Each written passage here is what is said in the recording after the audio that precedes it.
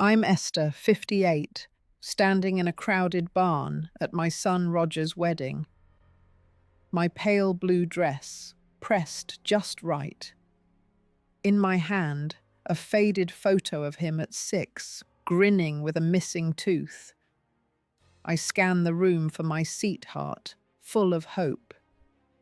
Then I see it, a trash can labeled Mum's Spot in Sharpie. Laughter ripples nearby. Judith, my daughter-in-law, smirks. It's just a joke, don't be so dramatic. My chest tightens. Where are you watching from? If this stirs something, hit like, maybe subscribe. The barn's wooden beams creaked under strings of fairy lights, casting a warm glow over tables draped in white linen.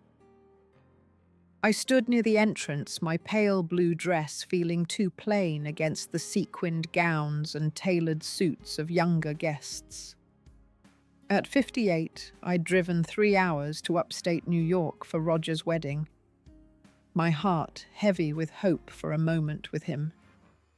It had been years since we'd really talked, since he'd looked at me like I was more than a shadow from his past. I smoothed my skirt fingers, brushing the folded photo in my purse, and scanned the room for the seating chart. I found it on an easel, names written in elegant calligraphy. My eyes searched for Esther, but it wasn't there. Instead, under the head table, I saw guest in small print. My stomach twisted, a dull ache settling in. I told myself it was a mistake, a rushed oversight by Judith's meticulous planner. I walked toward the head table, weaving through clusters of laughing strangers, their champagne glasses clinking. The head table was adorned with roses, Roger's favorite flower from our old garden. Then I saw it again. The trash can, its plastic rim scuffed the sign, Mum's Spot, mocking me in bold marker. Judith's voice echoed in my head, her casual dismissal cutting deeper than the laughter. I froze my breath shallow. A young woman in a glittering dress bumped into me, muttering an apology before rejoining her friends. I wanted to call out to demand an explanation, but my throat tightened. Roger was across the room, his back to me, laughing with Judith's father. I hadn't seen him smile like that in years, not since he was a boy digging in our backyard, his hands muddy from planting tulips. That day he'd looked up at me, eyes bright, and said, "We'll have flowers forever, right, Mum?" I'd nodded, believing it. Now I stood alone, the noise of the reception swelling around me. I slipped my hand into my purse, fingers grazing the photo, but I didn't pull it out. Instead, I found a corner table far from the head table's glow and sat down. The chair was cold, the tablecloth slightly wrinkled. I watched Roger, his suit, crisp his arm around Judith. She was radiant, her auburn hair catching the light as she leaned into him. They looked like a couple from a magazine, untouchable. I wondered when I'd become so easy to erase. A woman approached, her grey hair pulled into a neat bun. It was Agnes, my neighbour from back home, who'd insisted on coming to see Roger all grown up. She sat beside me, her floral dress crinkling. "Weddings are for the young, Esther," she said, her voice kind but firm. "Don't take it personally." I nodded, but her words stung. She didn't see the trash can, didn't feel the weight of being unlisted, unwanted. I wanted to tell her about the years I'd spent raising Roger alone, the nights I worked late at the diner, saving every penny for his future. But I stayed silent, my fingers tracing the edge of my purse. Across the room, Judith's mother, Gloria, caught my eye. She was whispering to a group of women, her gaze flickering toward me. Their laughter was sharp, like glass breaking. I looked down at my hands, the faint scars from years of dishwashing barely visible in the dim light. I remembered a night long ago, Roger at 10, bringing me a glass of water after a long shift. He'd sat on the couch, his small frame curled against mine, and said, "You're the best mum." That boy was gone, replaced by a man who didn't see me. I stayed at the corner table, the music growing louder, the crowd more animated. A young cousin, Connie, bounced over her earrings, sparkling. "Aunt Esther, you okay over here?" she asked, her voice bright but distracted. Before I could answer, her phone buzzed and she turned away, giggling at a text. I watched her rejoin her friends, their energy so different from mine. The room felt smaller, the air thicker. I wanted to leave to drive back to my quiet apartment, but I stayed. For Roger. For the hope that he'd turn, see me, and remember. The reception's noise pressed against me, a relentless hum of clinking glasses and upbeat music. I sat at the corner table, my fingers still on my purse, the weight of the evening settling deeper. The band played a lively tune, and couples flooded the dance floor, their laughter sharp in my ears. I watched Roger twirl Judith her dress, fanning out like a peacock's tail. He looked happy, but his eyes never searched for mine. I wondered when I'd become a stranger to him. My mind drifted to a memory I hadn't touched in years. After Harold left us, I found a letter he'd written tucked in a kitchen drawer, promising he'd come back for Roger and me. I never showed it to Roger, thinking it would hurt him more to know his father's empty words. I'd carried that secret for decades, and now, watching Roger with Judith's family, I wondered if my silence had built this wall between us. Had I robbed him of some truth he needed? The band shifted to a slower song, and I looked down at my hands, the faint lines of age crisscrossing my knuckles. I thought of the nights I'd spent alone after Roger moved out the house, too quiet without his footsteps. I'd kept his room untouched for years, his posters still taped to the walls, hoping he'd come back. He never did. Now here, surrounded by Judith's loud, polished family, I felt like an outsider in my own son's life. Gloria, Judith's mother, passed by with a group of women, her perfume sharp and floral. She glanced at me, her lips curling into a tight smile before she leaned in to whisper again. Their eyes flicked my way, and I caught fragments of their words. Roger's mother, and so out of place.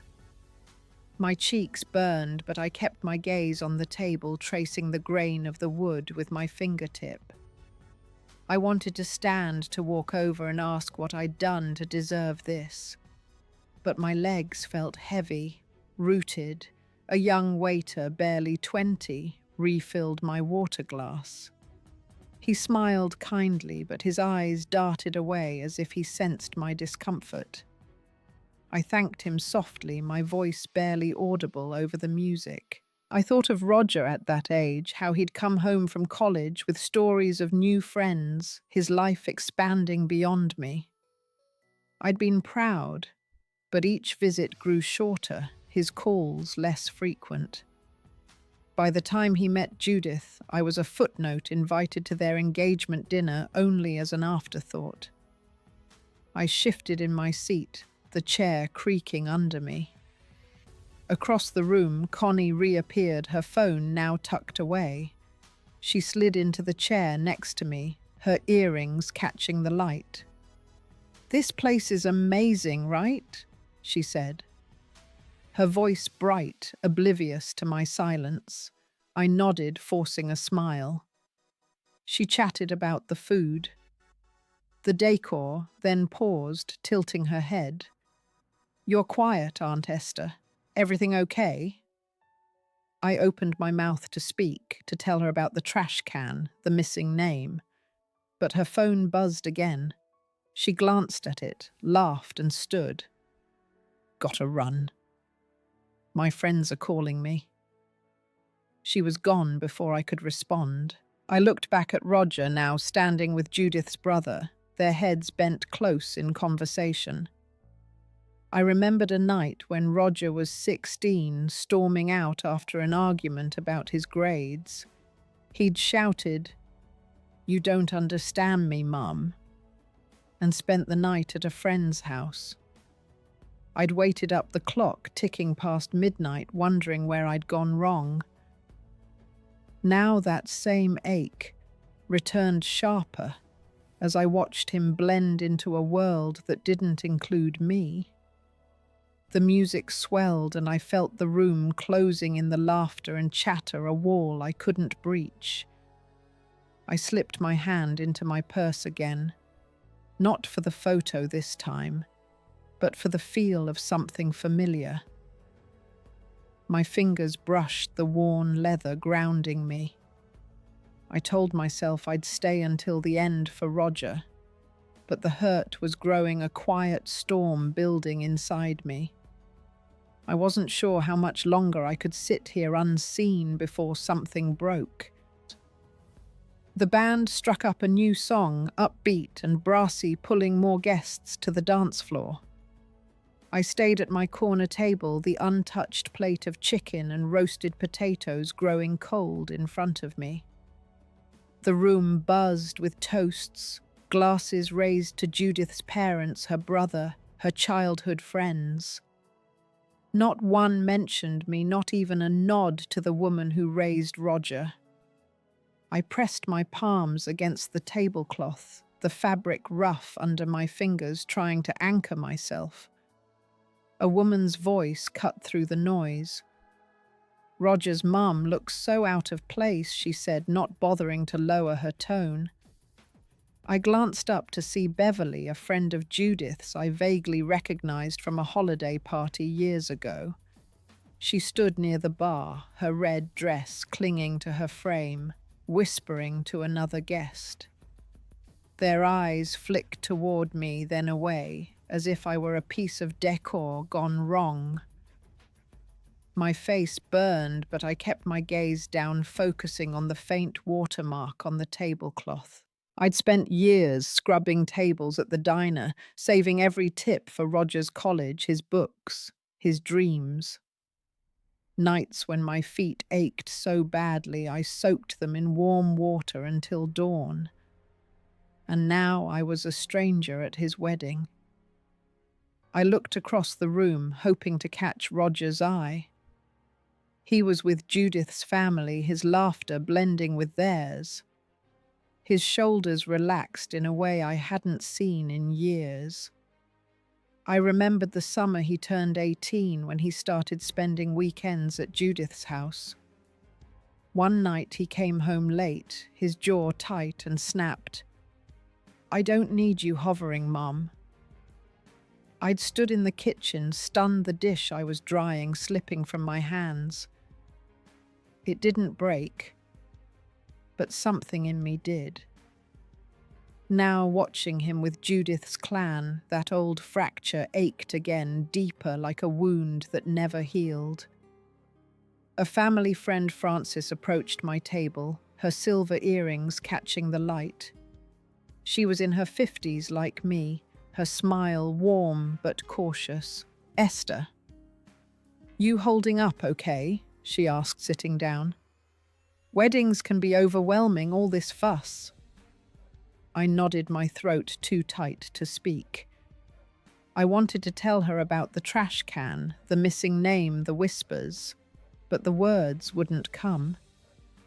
"It's just wedding stress," she added, patting my hand. "Roger's fine, you'll see." Her kindness felt hollow, like she was excusing something she didn't understand. She stood drawn back to the dance floor, leaving me alone again. My chest tightened, a knot of anger and hurt twisting inside. I thought of all the years I'd kept quiet, swallowing my pride when Roger pulled away, telling myself it was just a phase. I'd worked double shifts, skipped vacation, poured everything into giving him a life better than mine. And yet here I was, tucked in a corner, invisible. I glanced at Roger again, hoping for a glance, a sign he remembered me. But he was deep in conversation with Judith's father. His face lit up, oblivious to the weight I carried. Beverly's voice drifted over again, louder this time. I mean, really, who wears pale blue to a wedding like this? Her laugh was sharp, joined by another guest's chuckle. I pressed my hands harder against the table, my knuckles whitening.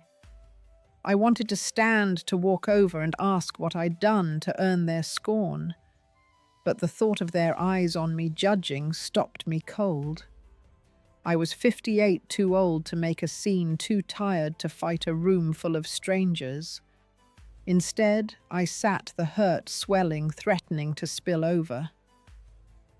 The band slowed, and a hush fell as Judith's brother Lloyd took the microphone.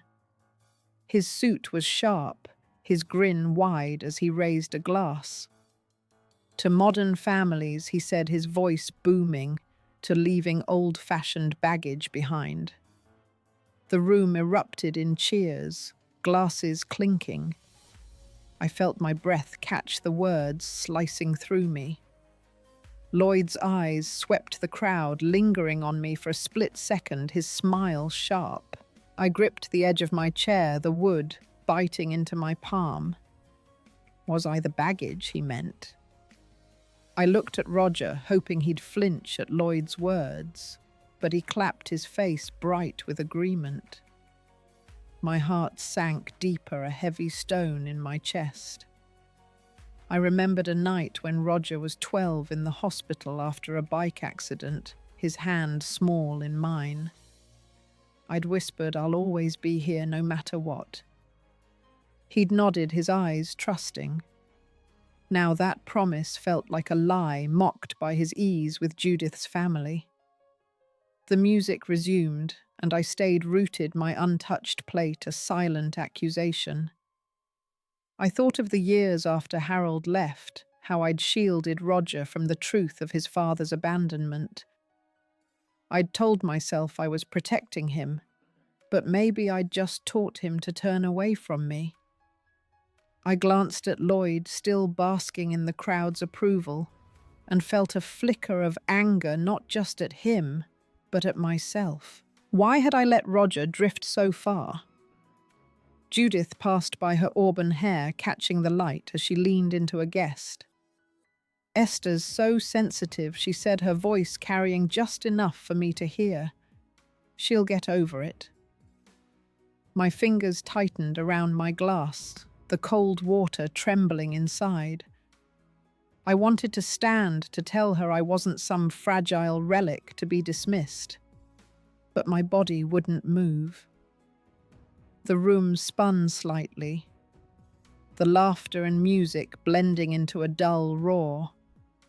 A distant relative, Shirley, approached, her floral scarf bright against her grey sweater. "Esther, why are you sitting alone?" she asked, her tone curious, but edged with assumption. "You always liked your space, didn't you?"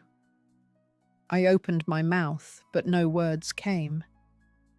She didn't wait for an answer, joining a group near the dance floor, their chatter swallowing her. I felt smaller, as if the barn's walls were pressing in each laugh and glance another weight on my shoulders. I thought of Roger at 16 slamming the door after another fight. His voice bitter. "You don't understand me, Mum." I'd stood in the hallway, staring at his closed door, wondering what I'd missed. Now, watching him laugh with Lloyd, I felt that same door shutting, only this time it was a whole room. a whole life, closing me out. My chest ached, the hurt no longer quiet but loud, demanding to be felt. The band played on, and I sat invisible in the crowd's joy. My fingers brushed my purse where the old letter from Harold lay hidden, its words, a secret I'd carried too long. I wanted to run to leave this place and its cruel indifference, but my legs stayed still. The pain was too heavy, pinning me in place, and I knew it wasn't done with me yet.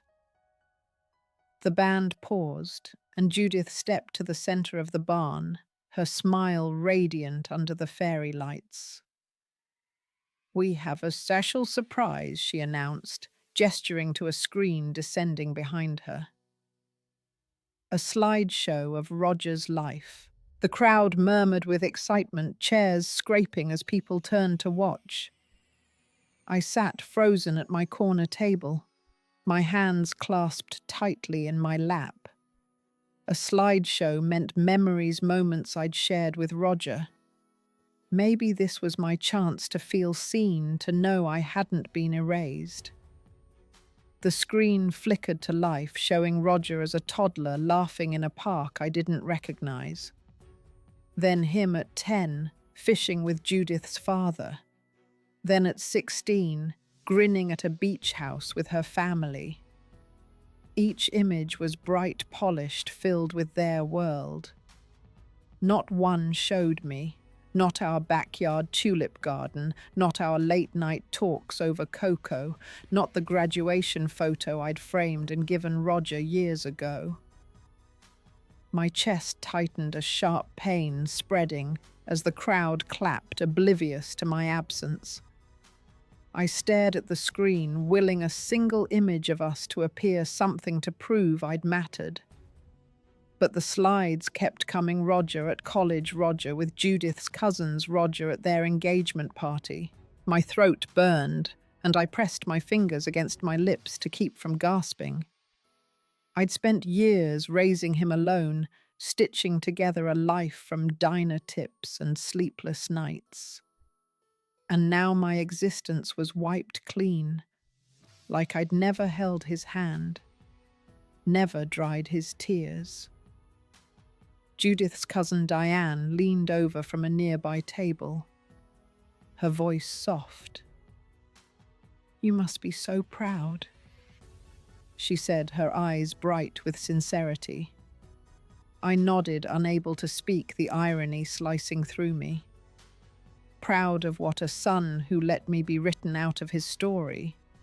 I wanted to scream, to demand why they'd erased me, but the weight of the room's joy held me down. My hands trembled, and I tucked them under the table, hiding the shake. I thought of that graduation photo. Roger in his cap and gown, me standing beside him, both of us smiling despite the exhaustion of those years. I'd given it to him when he moved in with Judith, hoping he'd keep it close. Had he thrown it away? Or had Judith decided it didn't fit their narrative? The slideshow ended with a picture of Roger and Judith kissing, the crowd erupting in cheers. I felt like I was drowning, the noise swallowing me whole. My purse sat heavy in my lap, and my fingers brushed the folded DNA test result inside. I'd ordered it months ago after overhearing Judith's hushed phone calls, her secretive glances when she thought I wasn't looking. The test confirmed my fear. The boy they called my grandson wasn't Roger's. I'd kept it hidden, unsure what to do, afraid of breaking Roger's heart. But now, as the screen went dark and the applause faded, the truth felt like a live wire in my hands, burning to be let out. I stood, my legs unsteady, my heart pounding so loud I thought the room could hear it.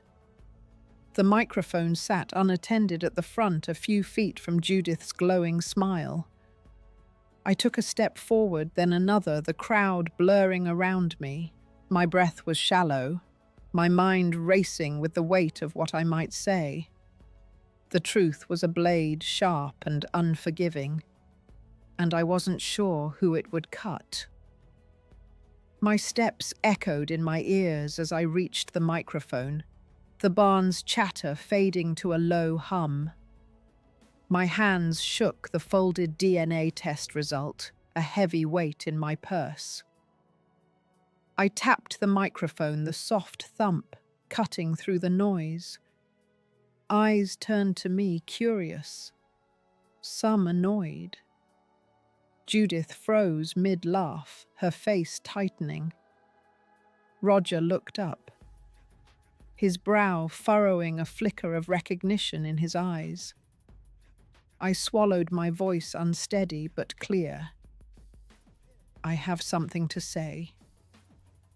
The room stilled, glasses pausing mid-air. I pulled the paper from my purse, its edges worn from months of hiding. This is a DNA test. I said my words, slicing the silence.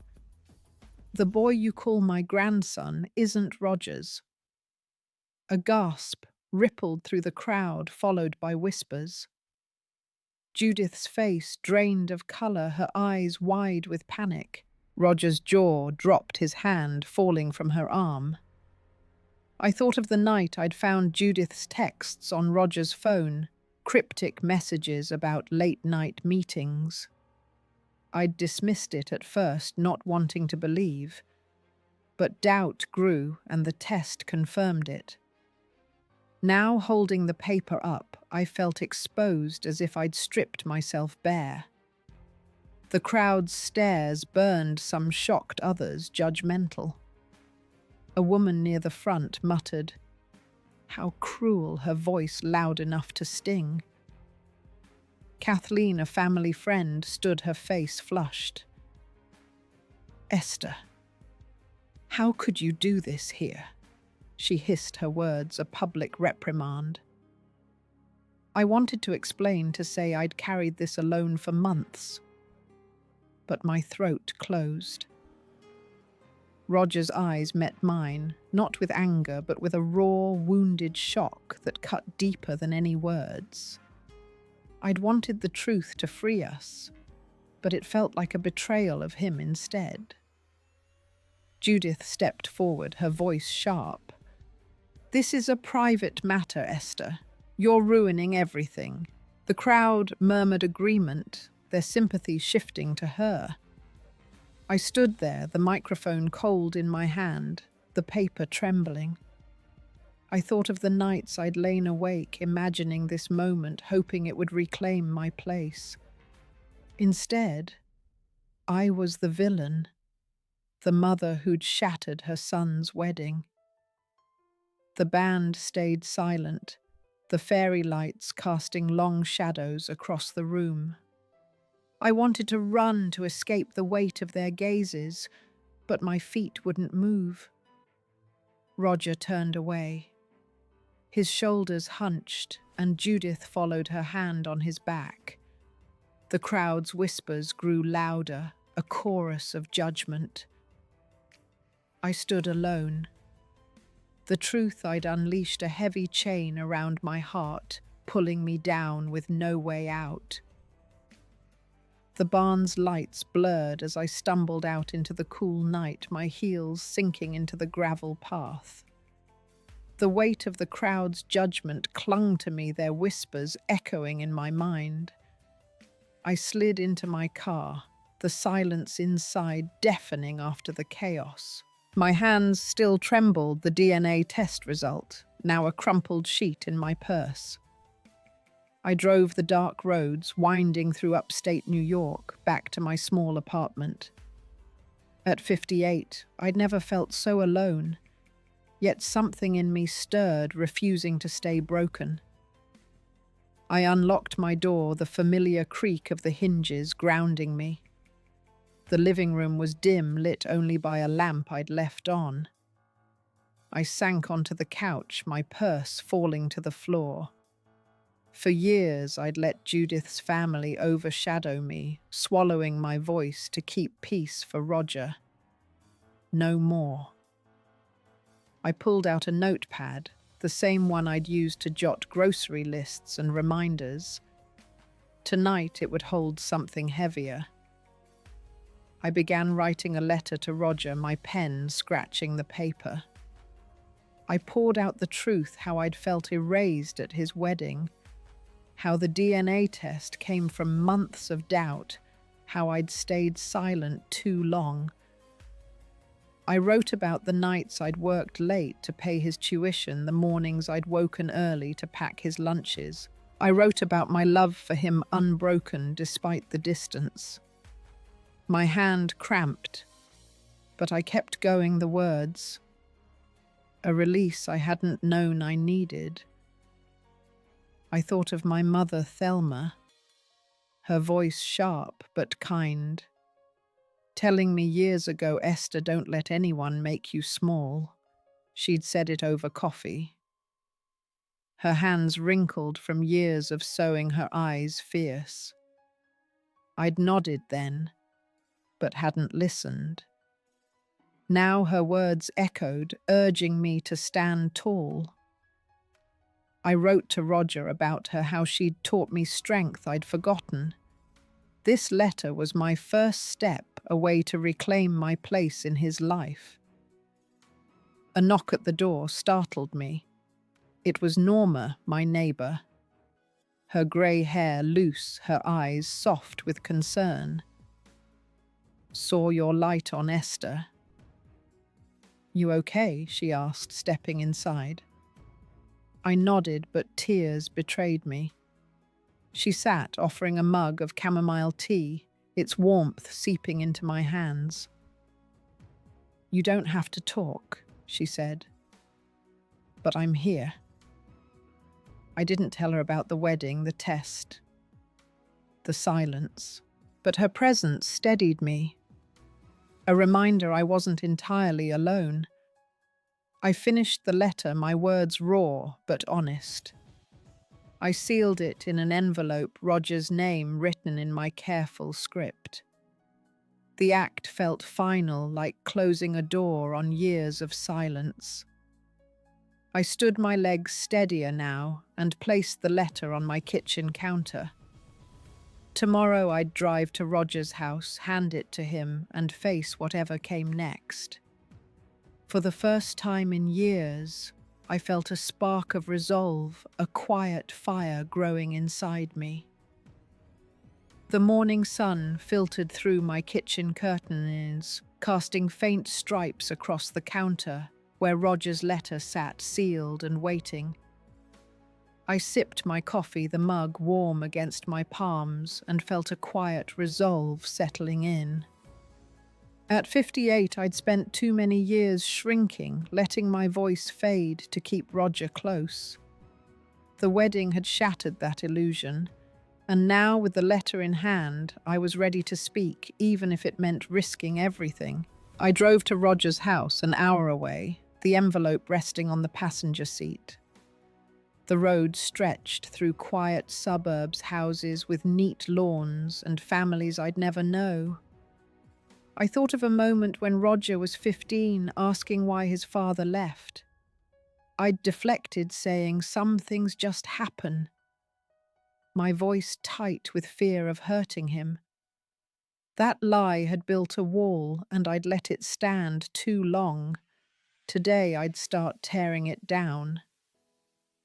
I pulled into Roger's driveway, the house modern and sleek, a world apart from our old clapboard home.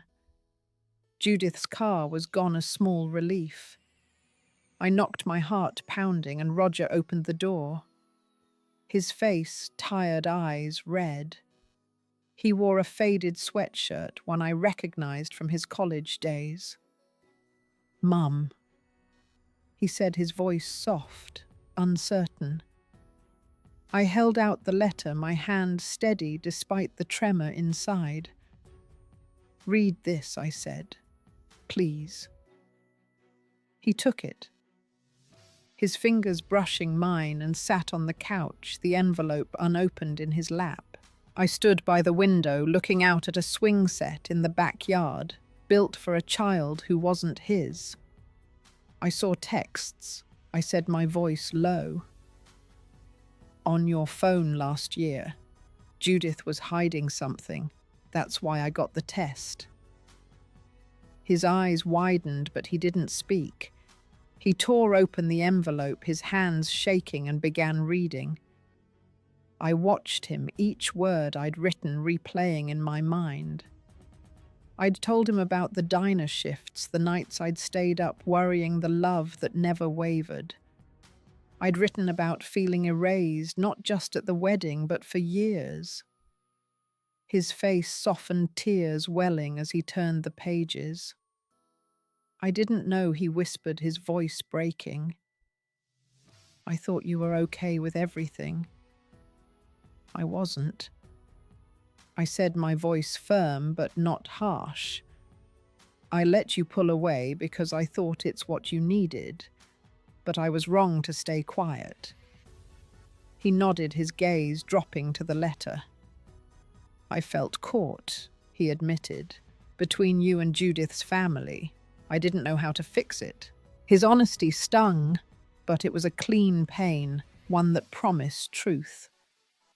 My phone buzzed in my purse, and I glanced at it. A voicemail from Joyce, a friend from church. Esther, people are talking about your outburst, she said, her tone sharp. Judith's telling everyone you plan to ruin the wedding. I set the phone down, my resolve hardening. Let them talk. I'd spoken for myself, and that was enough for now. Roger looked up, his eyes searching mine. I need time, Mum, he said, but I'm glad you told me. I nodded, my throat tight. I stepped toward the door, my hand on the knob, and turned back. Our eyes met, a silent understanding passing between us. I walked to my car. The letter left behind, my heart lighter but still heavy with what might come next. A week after I left the letter with Roger, my apartment felt quieter than ever, the hum of the refrigerator, the only sound breaking the stillness. I sat at my kitchen table, a cup of tea gone cold, staring at the chipped edge of a saucer. At 58, I'd thought speaking my truth would lift the weight I'd carried. But the silence that followed was heavier, like a fog I couldn't see through. Roger hadn't called, and I didn't know if my words had reached him or pushed him further away. The doorbell rang sharp and unexpected. I opened it to find Roger, his face drawn shadows under his eyes. He wore a worn jacket, one I'd bought him years ago for a hiking trip we never took. Can we talk? He asked, his voice low. I nodded, stepping aside. My heart caught between hope and dread. He sat on the couch, hands clasped, and said, Judith admitted it. The boy's not mine. The test was right. His words landed like a stone, heavy but not surprising. I sat across from him, my hands folded in my lap, waiting. She told me last night, he continued, his gaze on the floor. It was someone from her work. She said it was a mistake. His voice cracked, and I saw the boy. He'd been vulnerable and hurt. I wanted to reach out to hold him like I did when he was small, but I stayed still, afraid to break the moment. I thought of a sketchbook I'd found in a box last year, Roger's, from when he was 13. He'd drawn our old house, the porch swing, the oak tree we'd climbed together. Each line was careful, full of love for a home we'd lost to time. I hadn't shown it to him, hadn't wanted to stir old wounds. Now I wondered if I should have, if it might have bridged the gap before it grew so wide. I'm sorry, I said, my voice soft but steady. I didn't want to hurt you, Roger. I just couldn't keep it inside anymore. He nodded, his eyes meeting mine briefly. I know, he said. I read your letter. all of it. He paused, rubbing his hands together. You went through a lot for me. I didn't see it. His words were a balm, but they stung too, a reminder of years we'd lost. My phone buzzed on the counter, a call from Marilyn, a cousin who'd been at the wedding. I let it go to voicemail, but her voice carried through. Esther, people are upset, she said, her tone clipped. Some say you humiliated Roger on purpose. Judith's family is furious. I closed my eyes, the accusation settling like dust. I'd expected backlash. But hearing it aloud made my chest tighten, a mix of guilt and defiance. Roger looked at me, his expression unreadable. I don't blame you, he said, his voice barely above a whisper. But it's hard, Mum. Everything's falling apart.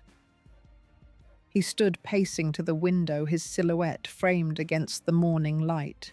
I wanted to say something, anything, to ease his pain.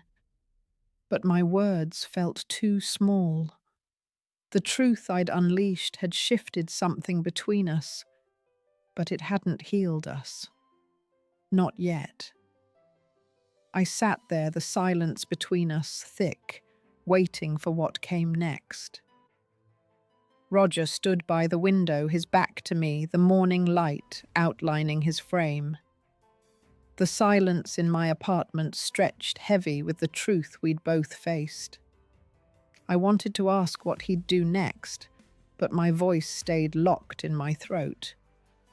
At 58, I'd learned that some questions carried too much weight to speak aloud. Instead, I watched him. His shoulders tense, his hands shoved deep in his pockets as if holding himself together. He turned his eyes, avoiding mine. I'm staying with Ray for a while, he said, his voice flat. Judith and we're done. The words landed softly, but they carried the finality of a door closing. I nodded, my hands still folded in my lap, the cold tea forgotten on the table. I thought of a bracelet Roger made me when he was 8, a clumsy string of beads I'd found in a drawer last month. It was tucked away now, a relic of a time when he'd needed me. I didn't want this for you, I said, my voice low, each word measured. But I couldn't let you live a lie. He looked at me. Then his eyes raw, not angry, but hollow, like he'd lost something he couldn't name. I know, he said, and the simplicity of it cut deeper than any argument. He stepped toward the door, pausing. I'll call you Mum. Soon. But his tone was uncertain, like a promise he wasn't sure he could keep. After he left, I walked to the local diner, needing air, needing something familiar. The bell above the door jingled, and Eileen, a waitress I'd known for years, greeted me with a nod. She poured me coffee, her eyes lingering. Heard about the wedding, she said, her voice gentle. My sister went through something like that. Family secrets tear you up.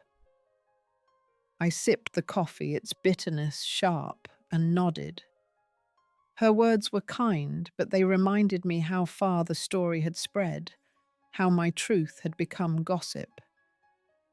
I thought of the nights I'd spent in this diner, not as a customer, but as a worker, wiping tables until my hands ached. I'd done it for Roger, for a future I hoped he'd have.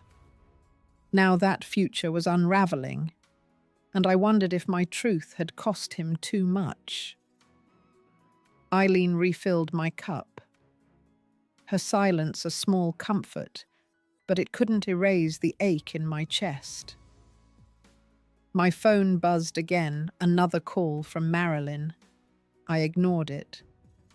But her earlier words echoed. Judith's family was furious, painting me as the villain. I pictured their faces at the wedding, their shocked stares when I'd spoken. I'd wanted to be seen, but now I was seen as the one who broke everything. Roger's hollow eyes stayed with me, a mirror of my own guilt. I left the diner, the coffee untouched, and walked home, the weight of what I'd done. Settling deeper, a quiet ache, with no end in sight. The park near my apartment was quiet that Sunday, the late afternoon sun filtering through old maples. I walked beside Roger, our steps slow on the gravel path, the crunch of leaves a soft rhythm. At 58, I'd stopped expecting moments like this. But here we were, side by side for the first time in months. The air smelled of damp earth, and I felt a stillness settling in, like the world had paused to let me breathe. We didn't talk about the wedding or Judith's. Instead, Roger pointed to a bench under a tree, its paint chipped but sturdy. We sat, the wood cool beneath me. I thought of my childhood friend Lillian, who'd once sat with me on a similar bench years ago when I was young and scared of failing as a mother. "Your heart's big enough," she'd said, her voice steady. "Don't let anyone shrink it." I'd forgotten her words until now, but they felt like a lifeline pulling me back to myself. Roger leaned forward, elbows on his knees. "I've been thinking about Dad," he said, his voice low. "Why he left. I never asked you much about it." I nodded, my hands resting in my lap. The weight of his question heavy, but not crushing. "I didn't know how to tell you," I said. "I thought it'd hurt less if I carried it alone." He looked at me, his eyes softer than I'd seen in years. "I'm starting to get it," he said. "You did a lot on your own." A woman passed by, pushing a stroller. She smiled at me, her face kind, and I returned it, a small warmth spreading. Her name was Paula, a regular at the park, someone I'd nodded to before but never spoken with. Her presence felt like a quiet nod from the world, a reminder that I wasn't invisible. I turned to Roger, watching him trace a crack in the bench. "I'm scared of messing up," he said, his voice barely audible, "of not being enough." I wanted to tell him he was enough, that he always had been, but I held back, letting his words settle. Instead, I said, "We all mess up. It's what you do after that matters." He nodded, a faint smile breaking through the first I'd seen from him in years. It wasn't a fix, not a full bridge between us, but it was a start. A crack, letting light in. We stood, continuing our walk, the path curving toward a small pond. The water was still reflecting the fading sun. I felt my shoulders loosen, the weight of the past weeks, easing just enough to let me stand straighter. For the first time, I didn't feel like I was fighting to be seen. I was here walking with my son, and that was enough for now. The kitchen smelled of pot roast. The recipe card on the counter stained from years of use. My mother's handwriting faded but legible. I stirred the gravy, the spoon scraping the pan as Roger set the table. His movements careful, like he was learning the space anew. At 58, I hadn't expected to host him here in my small apartment, but tonight felt like a gift, fragile and unearned. The table was set for 2 simple plates, no pretense. I thought of the recipe card, one of the few things I'd kept from my mother's kitchen. She'd written notes in the margins, Little reminders like add time for warmth. I'd followed it, exactly wanting to give Roger something familiar, something from before we'd lost each other. He sat across from me, his face softened by the candlelight, and said, "This smells like home." His words caught me off guard. A quiet bridge to a past we'd both neglected. We ate slowly, the clink of forks, the only sound for a while. Roger broke the silence, his voice low. "I'm starting therapy next week," he said. "I need to figure out why I let things get so messed up." I nodded, my heart swelling with a pride I hadn't felt in years, not for fixing him, but for his willingness to try. "That's brave," I said, and meant it. He looked down, a faint blush on his cheeks, and I saw the boy who used to hide his drawings until I coaxed them out. A knock at the door interrupted us. It was Charlotte, my neighbour. Her smile warm as she held a plate of cookies. "Heard you were having a family night," she said, her eyes flickering to Roger. Didn't want to intrude. I took the plate, thanking her, and she left, her kindness a soft ripple in the evening. Roger watched her go, then said, "You've got good people around you." I nodded, realizing how long it had taken me to see that. As we cleared the plates, I thought of Judith, not with anger, but with a strange release. I'd held on to resentment for so long it had become a weight I didn't notice. Letting it go didn't mean forgiving her, but it meant freeing myself. I stacked the dishes, my hands steady, and glanced at the framed photo on the shelf. Roger at 6, grinning. It wasn't just a memory now. It was a reminder of what we could rebuild. We sat back down, the candle flickering low. Roger reached for my hand, his grip light, but sure. "I'm glad we're here," he said. I squeezed back, my throat tight, and we sat in silence, the kind that didn't need words. The world outside my apartment faded, and for the first time in years I felt whole, not because everything was fixed, but because we were trying. A year had passed since Roger's wedding, and my apartment felt different now, less like a hiding place and more like a home. At 59, I'd started waking early, not out of worry, but to sit on my small balcony with a cup of coffee, watching the neighborhood stir. The morning air was crisp, carrying the scent of fresh-cut grass from the lot across the street. I'd begun tending a few potted plants out there. Herbs, mostly their green leaves, a quiet proof of care. I thought of a journal I'd found in a box last month, one I'd kept when Roger was born. Its pages held my hopes for him, scribbled in the margins of sleepless nights, that he'd be kind, that he'd find his way. Reading it now, I saw a younger me, scared but determined. That woman had carried me through, and I was learning to carry her back, forgiving her for the silences she'd chosen. Roger and I met monthly now, usually at a small cafe near his new apartment. He'd moved out after the separation, starting over.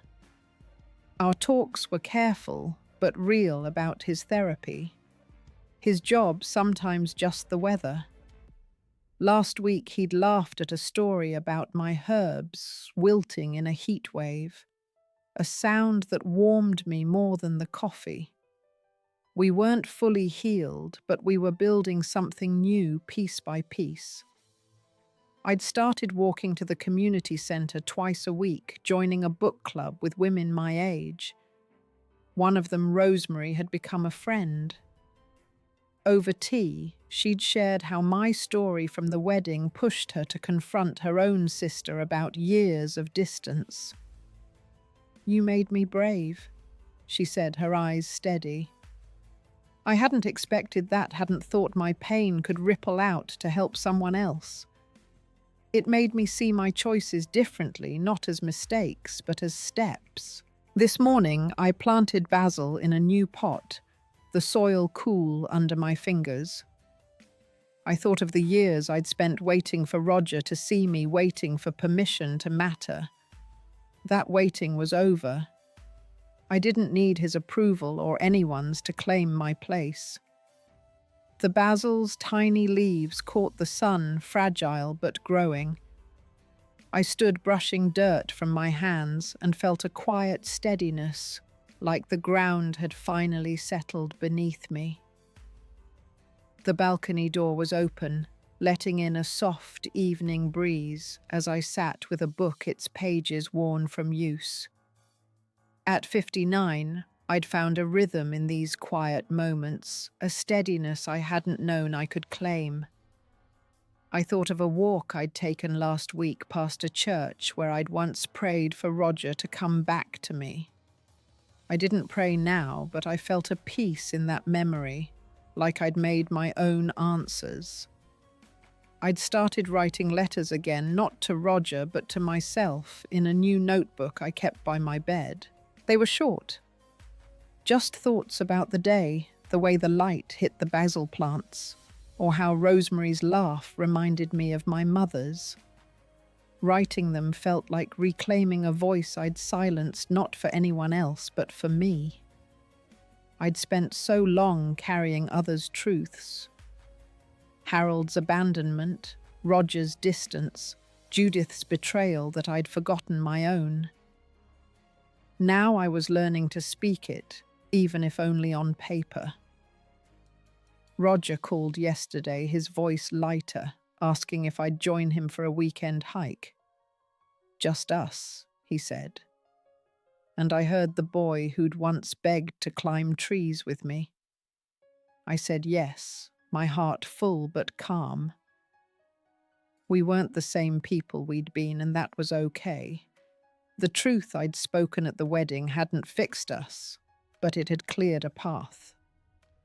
One we were walking together, step by careful step. I thought of a conversation with my father years ago before he passed. He'd sat me down, his hands rough from years of carpentry, and said, "Esther, life's not about being right. It's about being honest." I hadn't understood then, but now I did. Honesty wasn't just about speaking. It was about facing the pain you'd buried, the fears you'd ignored. It was about choosing yourself, not to win, but to live free. I closed my book, the evening settling around me. The basil plants swayed slightly, their scent mingling with the night air. I'd spent years afraid of losing Roger, of losing my place. But loss wasn't the end. It was a beginning, a chance to rebuild on ground that was mine. I stood, my hands steady, and looked out at the quiet street, feeling not whole but whole enough. What truth have you carried too long, waiting to set free? If this story touched you, leave a comment below. Share it with someone who might understand, or hit that like or subscribe button to join me in finding these moments of healing. Thank you for listening, for being here. Here's to finding your own peace, one quiet step at a time.